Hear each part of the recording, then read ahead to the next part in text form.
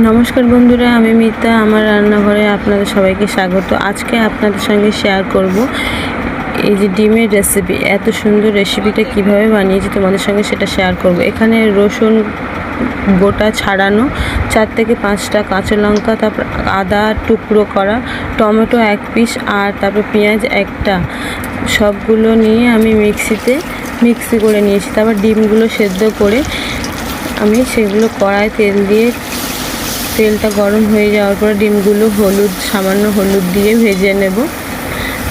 তারপর আবার তেল দিয়ে কড়ার মধ্যে তেলটা গরম হয়ে যাওয়ার পরে আমি একটু পেস্ট করা যে মশলাগুলো সেগুলো আমি দিয়ে দেব কড়াতে, দিয়ে ভালো করে নাড়তে থাকবো।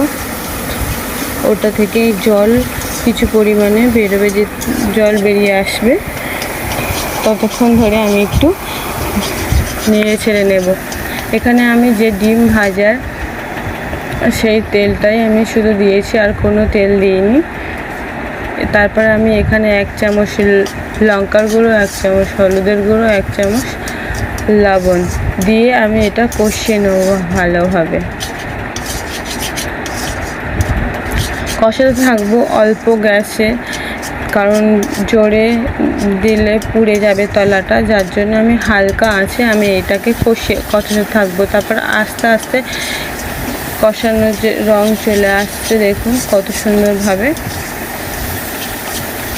এই যে কষাতে থাকবো ভালোভাবে, ভালোভাবে মশলাটা কষাবে আপনারা, তত তরকারিটা টেস্টি হবে। এখানে আমি সবই বাটা মশলা ব্যবহার করেছি, আর কিছু পরিমাণে গুঁড়ো মশলাও দিয়েছি। তারপরে আমি মশলার যে ধোয়া জলটা সেটা আমি দিয়ে দেব। অল্প পরিমাণে জল দেব, কারণ এটা আমি ডিমের ঝাল বানাবো, তো তাই। তারপরে ঘনত্বটা দেখো কত সুন্দর ঘন রেখেছি আমি ডিমের, এই দেখুন। তারপরে এই যে গ্যাসে এটা জোরে দিয়ে দেবো। গ্যাসটা জোরে দিয়ে দেওয়ার পরে হালকা ফুটে আসবে। তারপরে আমি ডিমগুলো ভেজে রাখা ডিমগুলো সব দিয়ে ভালো করে নেড়ে ছেড়ে নেব।